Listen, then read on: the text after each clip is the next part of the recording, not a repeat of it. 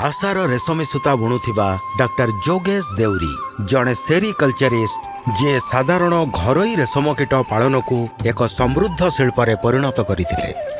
जीवन आरंभ काल से निज मां को रेशम सूता बुणी संघर्षमय जीवन यापन करुथिबार देखिले आउ अनुभव कले जे प्रकृतिर अनिश्चितता चाषी को गरीब आउ असुरक्षित करदिए। पिला दिनरू मां को एरी रेशम कीट पालुथिबार देखि आछि। सेबेठू मोर एथिप्रति रुचि जागृत हैला। मते सबु बेले लागुथिला केबे सुजोग मिलिले मु एही क्षेत्र रे किछि काम करिवि। से एहाकु सजाड़िबा पई संकल्पबद्ध हेले। गोटिए परे गोटिए पदक्षेप नै आउ दृढ़ कम रक्षणाबेक्षण तथा अधिक उत्पादनक्षम एरी रेशम कीट को प्रोत्साहित करथिले। किंतु गोटिए बाधा देखा देला केसरू आउ एरंडी पत्रर ऋतुकालीन उपलब्धता। जेतेबेले पत्र गुड़िक कम हेला आउ कृषक रोजगार हराइले डॉक्टर देउरी विकल्प भाबरे टापिओका पत्र बाछिले, जहा द्वारा वर्ष सारा उत्पादन सुनिश्चित हेला। से मौलिक कृषि रे अटकिले नाही। से यांत्रिक मेसिन बदल रे हाथ चालित चरखा व्यवहार कले आउ कोकराझार रे इंटीग्रेटेड बोडोलैंड सिल्क पार्क प्रतिष्ठा करी आधुनिक जंत्रपाति को प्रोत्साहित कले।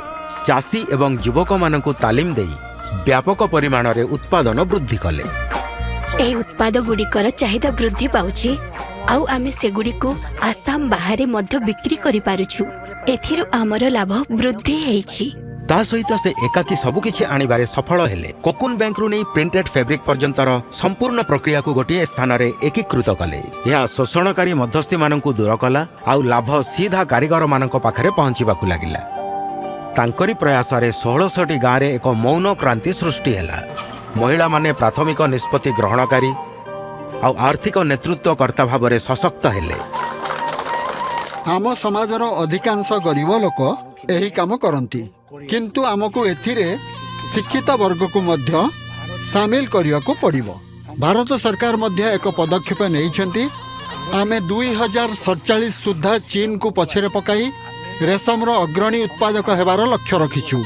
से मानस जातीय उद्यान निकटरे एक वन्य मुगा अभयारण्य प्रतिष्ठा करी प्रमाणित कले जे परंपरा एवं प्रकृति एकत्र विकसित हेई पारंती। जदि मुगा काली को लोप पाई जाए आमे केवल आर्थिक क्षति सहिबु नहीं, बिहु भी पालन करि परिबु नहीं। आमे एरी एवं मुगा को हराइले आम सांस्कृतिक परिचय भी हरेबा।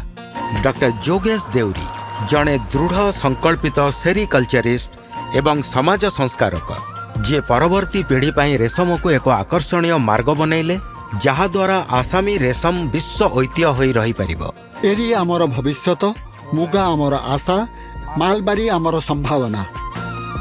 डॉक्टर जोगेश देउरी पद्मश्री 2026 आमर कोटि कोटि नमस्कार।